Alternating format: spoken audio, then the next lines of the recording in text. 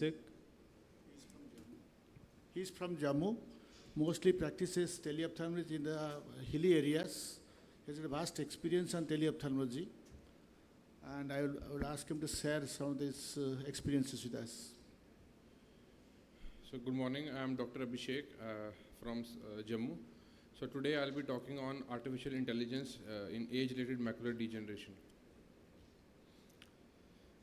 So age-related macular degeneration is one of the leading cause of vision loss in the elderly population, and the application of AI provides convenience for the diagnosis of AMD. ARMD is the third most common cause of blindness in the world and is the leading cause of blindness in higher income countries with aging population. Approximately 5% of blindness globally is due to ARMD, and it is estimated that globally 196 million people have ARMD in 2020, increasing to 288 million in 2040. The annual incidence of early and late ARMD is 1.59% and 0.19 respectively. And the European and Asia regions have a higher incidence of ARMD. So age-related macular degeneration is a disease that affects a person's central vision and can result in severe loss of central vision. Risk factors for ARMD include aging, being 50 and older, smoking, higher blood pressure, and eating a diet high in saturated fats. And global prevalence of ARMD and advanced ARMD in the population aged 45 to 85 old is 8.69%. And it has also been estimated that 15-year incidence was 22.7% for early AMD and 6.8% for advanced AMD in subjects aged more than 49 years old. So these are the AMD stages: the healthy eye, early AMD, intermediate AMD, atrophic AMD, which finally leads to blindness. So early dry AMD doesn't cause any symptoms. Intermediate dry AMD, some people still have no symptoms. Others have mild symptoms like mild blurriness in the central vision. And in the late AMD, wet or dry type, people notice that straight lines start to look wavy or crooked and a blurry area near the center of your vision. Colors may also seem less bright than before, and you may have more trouble seeing in low lighting.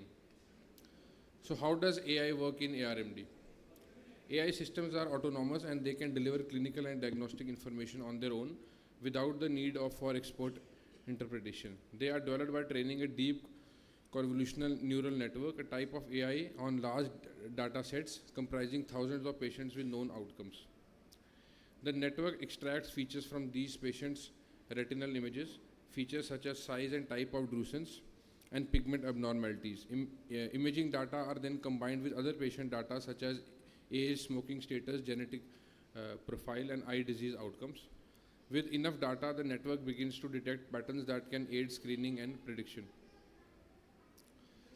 So diagnosis of ARMD, as we know, is from fundoscopic examination, color fundus photography, fluorescein angiography, OCT, and assessment of foveal function, FCP, also termed microperimetry, can detect impairment through the central retina while correcting for fixation losses and Amsler grid. So this Eye Care Amsler Grid app, this application is designed for personal monitoring for vision loss for macular degeneration. With daily use of Eye Care Amsler Grid, small changes in visual function can be identified and electronically that may otherwise have gone unnoticed and caused long-standing damage. So AI for ARMD can detect referable ARMD such as intermediate to late ARMD and non-referable ARMD such as early or none.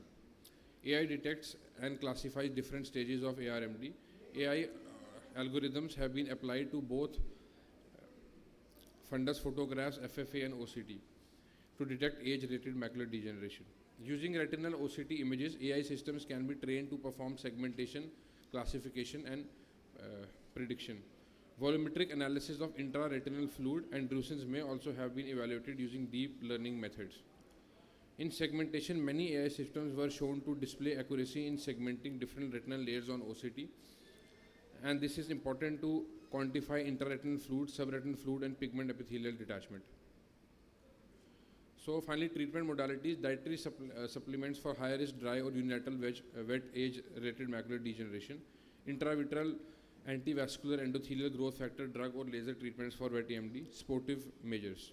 There is no way to reverse damage caused by dry AMD. Patients with extensive drusen pigment changes or geographic atrophy can reduce the risk of developing advanced AMD by 25% by taking daily supplements of the following: AI-based structural function correlation in patients reporting outcome measures. So it is seen during an anti-VEGF treatment, retinal imaging plays a pivotal role in disease management, with patients being regularly monitored by OCT. Beyond qualitative interpretation by the human eye, the automated analysis of these extensive amount of imaging data may be particularly useful for estimating of best corrected visual acuity. So for AI for prognosis and prediction, AI and intelligence machines learning based systems that not only screen for AMD but also predicts and evaluates separately one risk for developing late wet AMD and one risk for dry AMD, geographical atrophy. So age-related eye disease studies, major findings were taking AREDS or AREDS2 supplements reduces the risk for progression from intermediate to advanced AMD by 25%. AREDS and AREDS2 supplements do not prevent AMD onset. AI assists ophthalmologists in making accurate diagnosis and monitoring disease progression. In ARMD retinal OCT images, AI can be used to identify the difference between non-exudative and exudative ARMD. Using deep learning, AI have shown to achieve comparable diagnostic performance in... Dr. Abhishek, can you go to the something about the most of Yes, sir. another 3 minutes left. You have to finish up as early as possible. Yes, sir. Yeah. So in conclusion, AI was able to detect AMD in color fundus photographs and OCT. The application of AI-based automatic tools is beneficial for the diagnosis of AMD. Thank you. But tell us how teleophthalmology will be helpful or useful in these circumstances. Yes, sir. So, sir, with this, sir, with this AI algorithms with teleophthalmology, it's very easy to detect referable AMD such as intermediate or late AMD. And this AI is also helping us with classification different stages of ARMD. So this is for the classification. And this very useful tool of EMSLA Grid app is very useful for personal monitoring of vision loss for macular degeneration. I just have one question, because we in teleophthalmology, the fundoscopy is feasible, but these algorithms, they include OCT. So how would that help? OCT as well as fundoscopy, the algorithms are together, or what it is? How do you grade? Is it only fundoscopy or it is OCT together? No, sir, ma'am, combining both will be better, but if not available, then we only fundoscopy. So in teleophthalmology, it would be a little difficult. Please give the mic, please. Today, the algorithms are made to train just by using the fundus photos, like I was mentioning about the diabetic macular edema. They are combined and trained to diagnose the OCT from the fundus photo, how much of edema is there. Similarly, that's how these photos are made, the fundus photos are used to be trained with OCT, along with the OCT, to recognize just from fundus photos whether CNVM is present and all that stuff. So it's a work in progress. Today it's still not there, but that's the way it will happen. So the whole idea is just to use your fundus photos and identify those lesions. Yeah. Thank you, sir. Thank you. Yeah. Dr. Indra Rastogi, please do come. Dr. Sandra, I would like to know that since you have been practicing in Jammu for a long time, and how AI has helped you to cross those geographical barriers and overcome, and especially in wet ARMD, what are the challenges you faced while treating those patients? So, ma'am, in J&K, basically, because of the hilly terrain, it's very difficult for the, ophthalmologists are it is such a big state, but ophthalmologists are mainly in, precisely, they are only in 100 kilometers only. So the whole of the other area is like without ophthalmologists. So with these AI tools, with the help of optometrists, and now we are training school teachers also to get photographs. So with their use, we are able to penetrate more into the population. Thank you. Thank you. Thank you so much. Thank you.